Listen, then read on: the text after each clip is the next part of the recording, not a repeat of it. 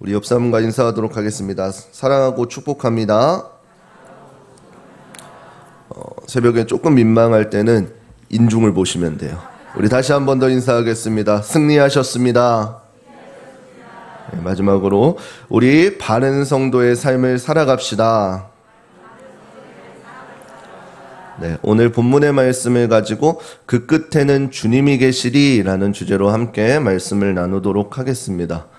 모두들 오늘 저녁까지 마지막까지 끝까지 수고해 주시고 특별히 힘든 새벽은 끝났습니다. 수고하셨습니다. 이번 한 주간 이 야고보서의 말씀을 통해서 바른 성도들의 삶이란 주제로 함께 말씀을 나누었었습니다. 근데 지금이 끝이 아니고 이따 저녁까지 분명히 있습니다. 시상과 특별 기도의 마지막 시간이 있으니까 끝까지 승리하시는 우리 귀한 성도님들 되시기를 바랍니다. 한 주간 말씀을 듣고 말씀을 준비하면서 개인적으로 은혜도 많이 받았고 이 주제를 가지고 개인적으로 점점 점검할 수 있는 시간이 정말로 많았습니다. 그래서 이 야고보서의 말씀을 생각하고 묵상하면서 스스로 찔리기도 많이 찔렸지만 갱신할 수 있는 시간이 되어서 너무나도 좋았던 것 같습니다. 근데 이 야고보서라는 말씀은 이 야고보서의 어떠한 말하고 있는 주제의 잣대들이 다른 사람을 향해서는 안 됩니다. 다른 사람을 향한 것이 아니라 서로를 향한 것이 아니라 자신에게 향할 때에 진정으로 빛을 발하는 말씀이 오늘 본문의 야고보서의 말씀입니다. 특별히 오늘 본문 5장에서는 이제 삶으로 살아내고 있는 이 그리스도인들이 과연 그 삶의 목표를 어떻게 잡아야 되는지에 대해서 이야기하고 있는 것이 오늘 본문의 말씀입니다. 그래서 오늘 본문을 통해서 예수 그리스도를 주로 고백하는 우리들이 과연 이 땅을 살아갈 때에 어떠한 소망을 두고 살아가야 되는지를 함께 나누도록 하겠습니다. 오늘 본문에서 야고보 사도는 이제 권면하기를 우리에게 길이 참으라 라고 이렇게 권면하고 있습니다. 이 길이 참으라고 하는 것은 우리들이 그리고 1차 수신자들의 어떠한 사람들이 어떠한 위치에 어떠한 환경에 있는지를 모르고 하는 말이 아니라는 것입니다. 삶이 평온한 자들에게 길이 참으십시오 라고 이렇게 이야기하는 것이 아니라 본문 1장에 나와 있듯이 여러 가지 시험을 당하고 있는 예수 그리스도의 흩어진 12지파들에게 특별히 오늘날을 살아가고 있는 믿음의 성도들에게 어려움을 당하고 있는 그 자들에게 이야기하고 있는 것이 오늘 본문의 말씀입니다.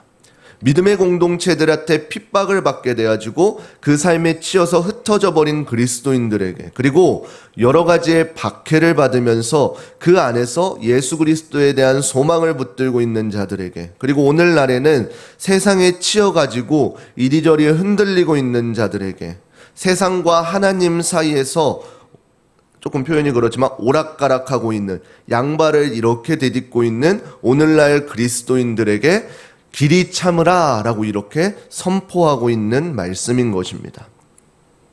특별히 오늘 본문에서 5장 1절부터 6절까지 보게 되면 이야기하고 있는 것은 부한자들에게 경고하면서 반면에 이제 그 부한자들에게 이제 착취받고 있는 어려움 당하고 있는 성도들한테 1차적으로 쓰여진 말씀입니다. 그러나 분명한 것은 무엇이냐면 오늘날 우리 고통받고 있는 그리스도인, 핍박받고 있는 그리스도인들에게도 동일하게 이 말씀을 이야기하고 있다라는 것입니다. 그러면서 오늘 본문에서는 한 가지 예화를 이야기하고 있는데 바로 농부의 이야기입니다. 오늘 본문 7절 우리 함께 읽어보도록 하겠습니다. 5장 7절 함께 읽겠습니다. 그러므로 형제들아 주의 강림하시기까지 길이 참으라. 보라 농부가 땅에서 나는 귀한 열매를 바라고 길이 참아 이른 비와 늦은 비를 기다리나니. 아멘. 이 농부의 비유를 해주시면서 우리에게 권면하기를 참으라 라고 이렇게 말하고 있는 것입니다. 농부가 그 밭에 귀한 소산을 바라고 할 수 있는 것이 무엇이냐면은 아무것도 없다라는 것입니다. 우리가 흔히 농산일을 이야기할 때 무엇이라고 이야기하냐면은 하늘에 달렸다라는 이야기를 많이 하고 있습니다. 본문에서도 농부가 해야 될 것을 이야기하면서 귀한 열매를 맺기 위해서는 길이 참아서 이른 비와 늦은 비를 기다리라고 이야기하고 있는 것입니다. 그렇다면 성경에서 이야기하고 있는 이른 비와 늦은 비는 무엇일까요? 우리가 마지막에 이제 연말에 기도할 때나 그리고 연초에 기도할 때 이른 비와 늦은 비를 우리에게 허락하여 주시옵소서 이렇게 기도 많이 하는데, 이 이른 비와 늦은 비가 무엇이냐면은 이제 이스라엘의 여름에는 건기가 계속되어집니다. 비가 거의 내리지 않아서 이제 땅이 쩍쩍 갈라지는 그러한 건기가 지속되어집니다. 근데 우기 때에 비가 내려지게 되면은 1년 강수량의 4분의 3 정도가 싹 쏟아진다고 합니다. 그래서 이 때에 쏟아지는 비, 이 4분의 3에 쏟아지는 비를 이야기하고 있는 것입니다. 농사를 할 때 중요한 것이 무엇이냐면은 이제 곡식이 자라는 시기와 숙성 그리고 봄 추수를 위한 그 비가 정말로 중요하다고 할 수 있습니다. 10월 중순과 11월 중순 사이에 내리는 이른 비, 그리고 겨울이 끝나고 봄을 알리는 3월과 4월에 내리는 비를 이야기하고 있는 것입니다.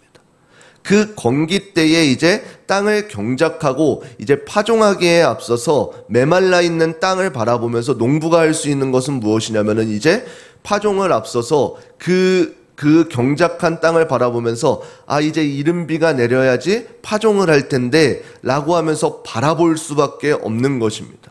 그리고 그 후에는 늦은 비는 어떤 거냐면은 이제 건기가 앞으로 대비할 것인데 곡식이 있고 점점 알알이 맺어져 가야 되는데 추수를 앞두고 그 늦은 비가 내려야지 더욱더 이렇게 단단하게 알이 맺은다라는 것입니다. 그래서 이 이른 비와 늦은 비는 겨울 동안 자란 농작물들의 가장 중요한 것이다라는 것입니다. 이러한 배경으로 우리에게 권면하는 것이 바로 오늘 본문의 8절 우리 함께 읽어보도록 하겠습니다. 함께 읽겠습니다. 너희도 길이 참고 마음을 굳게 하라. 주의 강림이 아멘. 이렇게 권면하고 있는 것입니다. 우리는 더욱더 마음을 굳게 하고 주의 강림을 기다리라 라고 이렇게 이야기하고 있는 것입니다. 근데 우리가 생각해 봅시다. 제가 앞에 농부의 비유를 하면서 아무것도 할 게 없다라고 이렇게 이야기했습니다. 그러면은 이제 농사를 지어보는 분들은 조금 생각하시죠. 저 목사가 농사를 안 지어봐서 모르는군. 아닙니다. 저도 강원도의 아들입니다. 강원도의 아들입니다. 농부가 어찌 하는 일이 없겠습니까? 농부는 어떻게 하고 있나요? 정말로 그 작물이 자랄 수 있도록 땅도 기어야 되고, 곡식들이 이렇게 자라나고 있으면은 다른 그 이방초들, 잡초라 그러죠. 그 이방초들이 자라지 않도록 이제 막 뽑아가지고 영양분을 그 알알이 맺을 수 있도록 해야 되는 것이 농부가 해야 될 일입니다. 혹여 벌레가 있을까 이 농약도 치고 얼마나 할 일이 많은지를 모릅니다. 근데 오늘 성경에서 이야기하고 있는 농부에 대한 이야기는 뭐냐면은 그 농부가 자신이 해야 될 것을 다 한 뒤에 이른 비와 늦은 비를 기다려야 한다라는 이 사실인 것입니다. 이 말씀을 토대로 우리가 생각해 보게 되면 오늘날 우리에게는 무엇이라고 이야기하는 건가요? 우리도 분명히 우리가 감당해야 될 일이 있다라는 것입니다. 이번 한 주간 말씀을 들으면서 믿음 생활이 무엇인가가 분명히 다르다라는 것을 생각하였을 것입니다. 예전에 이 말씀들을 깊이 알기 전에는 어땠나요? 교회 오면 예수 그리스도를 믿기만 하면 우리는 누구든지 구원에 이른다라고 이렇게 했습니다. 근데 분명한 것은 무엇인가요? 예수 그리스도를 믿으면은 구원에 이르는 거 정답입니다. 그렇지만 분명히 우리에게는 해야 될 사명들이 있다라는 사실입니다. 우리에게 분명히 하나님께서는 예수 그리스도를 믿음으로 구원에 이르게 하셨지만 그에 따른 삶을 우리가 삶이 이어져야 한다는 사실인 것입니다. 그래서 우리가 이 땅에서의 어떠한 부당한 대우를 당할지라도 그 부당한 대우 가운데에 우리가 승리할 수 있는 것은 무엇이냐면 바로 길이 참으며 인내하며 마땅히 해야 될 일 가운데에 그 끝에는 주님이 계신다라는 사실인 것입니다. 우리가 세상 가운데에서 왜 부당한 이유를 받게 되어지나요? 우리가 어제 말씀을 잘 들었으면 이제 알 수 있을 것입니다. 세상의 것은 반드시 하나님의 것과 반대가 되어진다라는 것입니다. 그렇기 때문에 우리가 하나님의 말씀을 따라가고 하나님의 마음을 찾아갈 때에 어떻게 되냐면은 비로소 사람들이 그 모습을 바라보면서 어떠한 부당한 대우들이 있다라는 것입니다. 왜냐하면 왜 쟤는 다 사람들이 이렇게 보편적으로 방법을 쓰는데 왜 꼭 튈라 그래? 왜 다른 사람들 다 하는 건데 쟤는 안 할라 그래? 이런 것들로 인해서 부당한 대우를 받을 수밖에 없다라는 것입니다. 그러한 사람들에게 오늘 본문의 말씀은 무엇이라고 권면하고 있나요? 바로 힘써 길이 참으며 기다리라 라는 것입니다. 그런데 이 기다리라 라는 이 말씀 가운데에 이것만 보게 되면 조금 절망 가운데 있지만 그 뒤에 이제 우리에게 큰 소망이 있습니다. 무엇이라고 나오나요? 바로 주의 강림하시기까지 분명한 끝이 있다라는 것입니다. 오늘 본문 다시 7절 한 번 더 읽어보도록 하겠습니다. 함께 읽겠습니다. 그러므로 형제들아 주의 강림하시기까지 길이 참으라. 보라 농부가 땅에서 나는 귀한 열매를 바라고 길이 참아 이른비와 아멘. 바로 주의 강림하시기까지라고 이렇게 말씀하고 있는 것입니다. 주의 강림하심이 가까우기 때문에 우리는 길이 참고 인내하라는 권면을 들을 수가 있는 것입니다. 이 말은 끝이 없는 레이스가 아니라 끝이 있는 레이스인 것입니다. 하물며 우리는 그 끝에 대한 결과 또한 알고 있다는 사실인 것입니다. 이 끝이 무엇인지 안다라는 이러한 레이스는 얼마나 우리가 유리한지 너무나도 잘 알고 있을 것입니다. 얼마 전에 끝난 월드컵만 바라보더라도 이제 결승전을 많이들 보셨겠지만 아르헨티나가 승리한다. 전 새벽에 해가지고 못 봤거든요. 근데 아침에 뉴스를 딱 봤더니 아르헨티나가 우승했습니다. 라고 그걸 보고 경기를 이제 리플레이들을 보게 되니까 그렇게 큰 감흥이 없는 거예요. 근데 그 밑에 댓글들을 보니까 역대급입니다. 이 경기를 봐서 저는 더할 한이 없습니다. 이러한 글들이 있는 거예요. 우리가 끝을 안다는 게 얼마나 우리에게 소망이 되어지는지를 모릅니다. 우리 야고보서 5장 9절 함께 읽어보도록 하겠습니다. 함께 읽겠습니다. 형제들아 서로 원망하지 말라. 그리하여야 심판을 면하리라. 보라 심판자가 문 밖에 서 계시니라. 아멘. 우리가 소망을 바랄 수 있는 이유는 무엇이냐면은 심판자는 판단자는 내가 아니기 때문에 우리는 서로 원망할 필요도 없고 서로 손가락질할 필요도 없고 이 야고보서를 대하면서 그 사람이 말씀 들어야 되는데 이 사람을 향한 말씀이구나 이럴 필요가 없다라는 것입니다. 우리의 심판자는 하나님이시기 때문에 그리고 그 끝이 얼마 남지 않았기 때문에 우리는 그때까지 인내하며 분명히 하나님께서는 심판하실 것이다 라는 이 끝이 보이기 때문에 우리가 이 땅을 살아갈 때에 부당한 대우를 받을지라도 우리는 그것을 감내하며 승리할 수가 있는 것입니다. 하물며 그 끝의 결과는 이미 하나님께서 우리에게 알려주셨기 때문에 우리는 묵묵히 그 길을 걸어갈 수가 있는 것입니다. 그래서 성경에서는 우리를 향해서 무엇이라고 권면하면은 길이 참으라 라고 이렇게 권면할 수가 있는 것입니다. 우리의 이 고난과 역경과 환난은 분명히 그 끝이 아니기 때문에 우리에게 권면하고 있는 것입니다.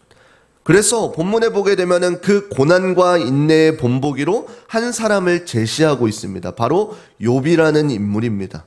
욥이라는 인물은 우리가 너무나도 잘 알고 있을 것입니다. 하나님께서 사단에게 욥이라는 사람을 자랑하고 사단이 욥에게 하나님께서 모든 것을 허락하였기 때문에 욥이 하나님을 경배하고 찬양하는 겁니다 라고 했을 때에 하나님께서 사단에게 그 욥의 고난을 시험을 허하시고 욥이 고난 가운데 두어졌다라는 사실인 것입니다. 그런데 단순히 우리는 이 고난을 이야기할 때에 욥의 입장이 아니기 때문에 이 고난의 크기가 얼마만한지를 가늠할 수가 없을 것입니다.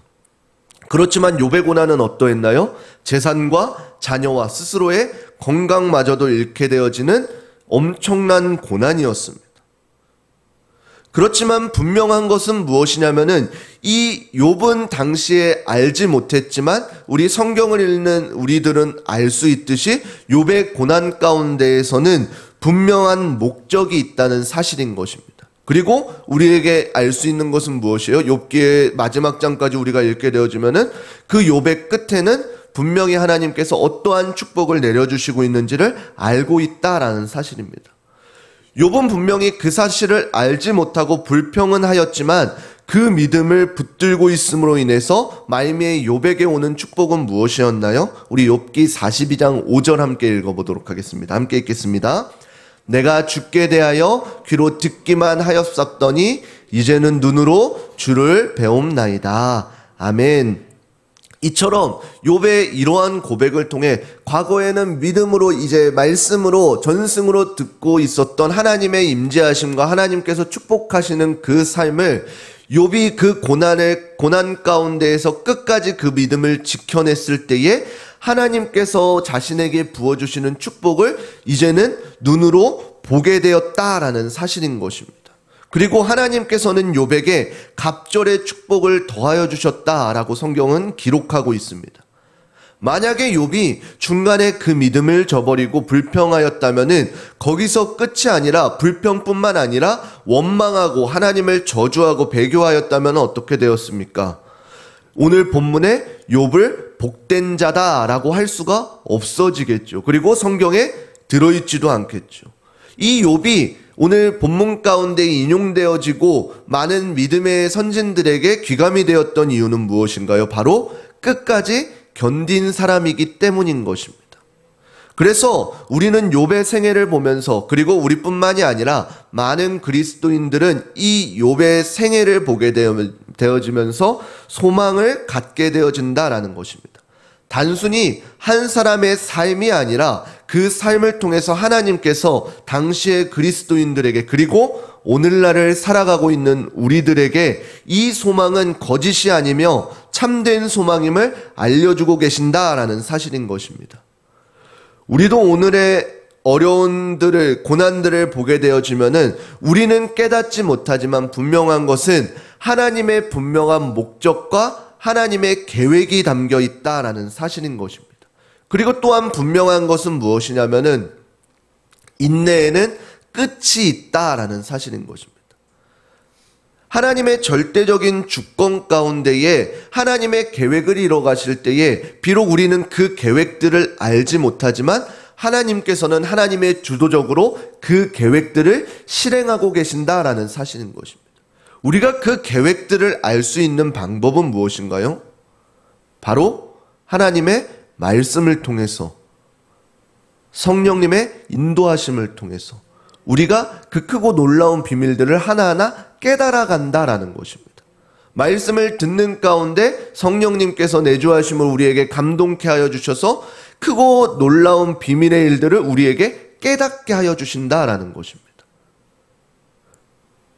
그래서 우리 찬양 중에 마지막 날에 그 보게 되면은 자녀들은 예언할 것이요 청년들은 환상을 보며 아비들은 꿈을 꾸리라.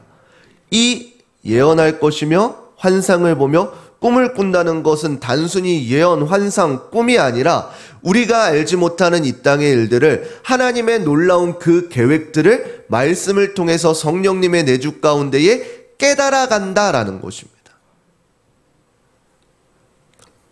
조금 더 현실적으로 이야기하면 지금 이 시간 이 말씀들 가운데에 하나님께서 이 말씀을 깨닫게 해주셔서 하나님의 마음이 무엇인지를 깨닫고 그 마음을 내 마음 가운데 심어주신다라는 사실인 것입니다. 그래서 특별히 이번 이 신년 특별 새벽 기도회간에 하나님께서 우리에게 주신 마음은 무엇인가요? 바로 바른 성도들의 삶이 어떠한 것인지를 우리에게 깨닫게 하여 주신다라는 거죠. 그리고 이 깨달음 뒤에는 우리는 어떻게 해야 되나요? 이제 우리가 선택해 나아가야 되는 것입니다. 하나님께서 우리를 분명히 깨닫게 하여 주셨고 어떠한 것이 바른 성도들의 삶인지를 우리를 알게 하여 주셨습니다. 그리고 그 다음에는 이제 어떻게 한 것이에요? 그 하나님의 놀라운 축복의 비밀들, 바른 성도들, 이 땅 가운데 살아가는 그리스도인들이 어떻게 살아가야 되는지 하나님께서 말씀을 통해서 우리에게 알려주셨다면은 이제부터는 어떻게 되는 건가요?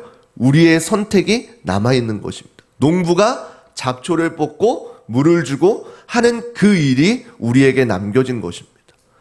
우리가 삶을 살아갈 때에 하나님께서 원하시는 뜻이 분명히 이러한 것일지언데 내가 이제 어떠한 행동을 할지는 내가 선택해 나아가는 것입니다. 그 선택 가운데의 책임은 전적인 개인에게 있는 것이죠. 근데 우리가 스스로가 그 일들을 감당할 수 없기 때문에 우리는 어떻게 해야 되는 것인가요? 날마다 하나님의 도우심을 구해야 한다라는 것입니다. 바른 성도들의 삶은 이러한 것입니다. 하나님께서는 결코 그냥이 없으신 분입니다. 비록 우리가 알지 못하고 깨닫지 못할지라도 하나님께서는 계속해서 하나님의 계획을 실행하고 계시다라는 것입니다. 우리가 이 땅에서 내가 개인이 어떠한 일을 한다고 한들 하나님의 그 계획을 우리가 침범할 수 있겠습니까?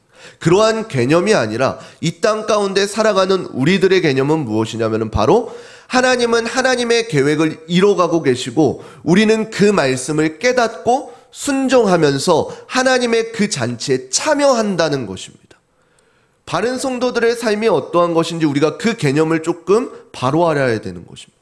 내가 하나님의 말씀을 듣고 깨닫고 선택함을 통해서 내가 하나님의 잔치에 참여하는 것이지 하나님께서 내 삶 가운데 어떻게 개입하시는 것이 아니라는 것입니다. 하나님께서는 우리가 어떠할지라도 하나님의 계획과 뜻을 이루어 가십니다. 만약에 제가 불순종한다고 쳐봐요. 그러면 하나님이 이 땅 가운데서 사라지나요? 아닙니다. 하나님께서는 저 돌들을 사용하셔서 하나님의 영광을 취하실 수 있는 분이십니다. 그래서 제가 하나님의 말씀에 불순종하면은 하나님의 나라가 망가지는 것이 아니라 그냥 순종하고 있는 준비되어 있는 한 사람을 더 사용하실 뿐인 것입니다. 그래서 우리가 교만할 수가 없는 것입니다. 내가 조금 된 것 같아? 아니요. 하나님의 입장에서는 그냥 한 피조물일 뿐인 것입니다. 너무나도 사랑하는 피조물일 뿐인 것입니다. 그렇기 때문에 우리는 교만할 수가 없고 날마다 하나님의 말씀 가운데에 깨어 있을 수밖에 없는 것입니다. 단순히 내가 한번 잔치에 참여했다 갔다 참여한 것일까요?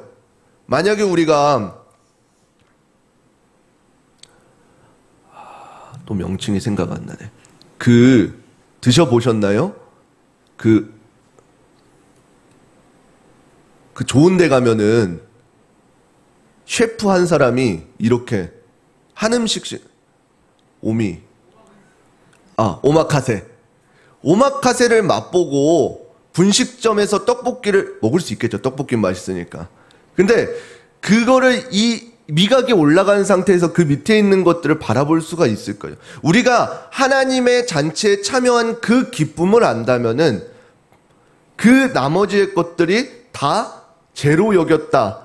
별것도 아닌 것, 불순물로 여겼다는 그 사도 바울의 고백이 우리도 삶 가운데서 경험되어져야 된다는 사실인 것입니다. 우리가 하나님의 잔치에 참여했을 때의 그 기쁨을 충분히 맛보셨다면은 나머지 이 세상의 것들이 얼마나 한정적인지를 깨달을 것. 이 세상의 것들이 쓸모없다, 버러지다 이런 거 아닙니다. 단순히 그 하나님에 대한 더 가치가 있기 때문에 이것을 향해 바라보며 나아가는 성도들이 되어야 된다라는 것입니다. 그래서 우리가 깨달을 수 있는 것은 무엇이냐면은 날마다 성령 충만한 가운데 있어서 하나님의 크고 놀라운 비밀들을 바라볼 수 있어야 한다라는 것입니다. 그것이 우리가 어려운 가운데 있더라도 우리가 견딜 수 있는 것은 무엇이냐면은 단순히 현재 가운데 두어진 우리의 삶이 아니라 하나님께서는 분명히 그 고난 가운데에서도 우리에게 향하신 분명한 메시지가 있다라는 사실인 것입니다. 우리는 오늘 말씀 가운데 분명히 기억해야 될 것입니다. 우리는 오래 참음과 확실한 소망을 기억해야 될 것입니다. 왜 우리에게 길이 참으라 라고 말씀하셨는지, 그리고 왜 우리에게 확실한 소망을 부어 넣어 주셨는지를 우리는 기억해야 될 것입니다. 그래서 오늘을 살아갈 때에 어떠한 어려움과 갖은 어려움과 두려움, 차별 이런 것들 가운데에서 하나님께서 주시는 소망을 바라볼 수 있어야 된다는 것입니다.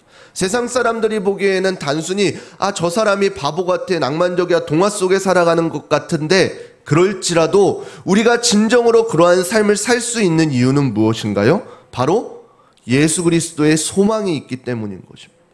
단순히 낭만이나 어떠한 바보 같아 보이는 그러한 삶이 아니라 우리에게는 분명한 변치 않는 진리의 말씀을 붙들고 살아가는 믿음이 있기 때문에 우리는 그러한 삶을 살아갈 수가 있는 것입니다. 전능하신 하나님을 기억하면서 분명하신 것은 하나님께서는 거저 행하시는 일이 없다라는 사실인 것입니다. 우리 야고보서 5장 11절 말씀 함께 읽어보도록 하겠습니다. 함께 읽겠습니다. 보라, 인내하는 자를 우리가 복되다 하나니 주께서 주신 결말을 보았거니와 주는 가장 자비하시고 긍휼히 여기는 자신이라. 아멘. 우리가 인내하는 자를 복되다 할 수 있는 이유는 무엇이나요? 그 인내 끝에는 주님이 계시기 때문입니다. 갑절의 보상을 주어졌기 때문이 아니라 그 인내 끝에는 참 심판자이신 예수 그리스도가 있기 때문인 것입니다. 그 예수님께서는 어떠한 분이십니까? 주는 가장 자비하시고 긍휼히 여기시는 자신이라. 주는 가장 자비하시고 긍휼히 여기는 자이라는 것입니다. 그래서 우리가 이 사실을 기억하면서 날마다 하나님의 은혜를 구하고 우리가 이 땅에서의 모든 수고가 끝나는 그날에 그 끝에 주님이 계시다라는 이 사실을 기억하면서 이 땅에서의 부당한 대우와 이 땅에서의 어떠한 어려움과 고난 가운데 있을지라도 우리는 하나님의 말씀을 붙들고 오늘 하루를 길이 참으면서 믿음으로 승리할 수 있는 귀하고 복된 하루가 되시기를 주님의 이름으로 축원합니다. 기도하시